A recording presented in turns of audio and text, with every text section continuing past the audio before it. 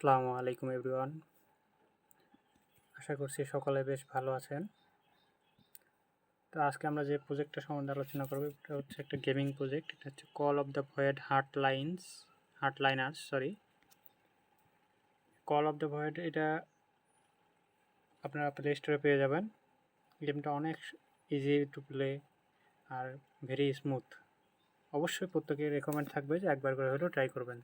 তো তাদের একটা জেলি ইভেন্ট নিয়ে আসছে তারা, তো সেখানে বেশ ভালো হিউজ পরিমাণে একটা রিওয়ার্ড পুল রয়েছে, যেটা আপনারা আমাদের টুইটারে গেলে দেখতে পারবেন। কল অফ দ্য ভাইরের অফিসিয়াল টুইটারে চেক করলে সেখানে আপনারা পেয়ে যাবেন। তো এখানে কিছু ট্যাক্স আছে, যারা জেলিতে কাজ করেন তারা জানেন যে জেলিতে ট্যাক্সগুলা কমপ্লিট করলে এক্সপি পাওয়া যায়। যেমন এই ট্যাক্সটা কমপ্লিট করলে 500 এক্সপি পাবো আমি, আর এই ট্যাক্সটা কমপ্লিট করলে 150 এক্সপি পাবো। তো সেমভাবে প্রতিটা ট্যাক্স কমপ্লিট করলে এক্সপি পাবো আর আমি র্যাঙ্কিংয়ে আগিয়ে দেবো।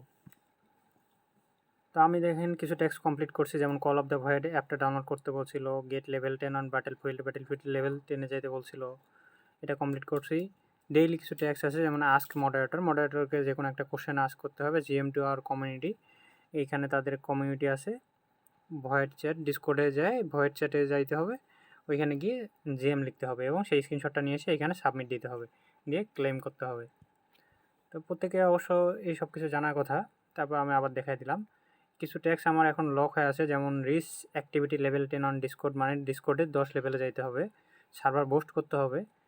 বেশ কিছু ট্যাক্স রয়েছে এখানে। এখানে মেক এ টিকটক ভিডিও, মানে টিকটকে একটা ভিডিও বানাইতে হবে, মেক এ ভিডিও।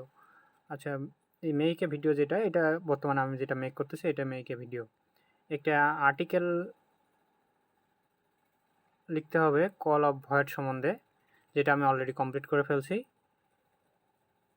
আর এখানে টুইটার থ্রেড যেটা, এটা আমার ইন রিভিউ হয়ে আছে। মেয়েকের আমি মাত্র মিমিটা শেয়ার দিছি, এই জন্য এগুলো ইন রিভিউ হয়ে আছে। তো যদি কোনো ট্যাক্স বুঝতে সমস্যা হয় সেটা আমাকে অবশ্যই পার্সোনালি নক করবেন। ঠিক আছে।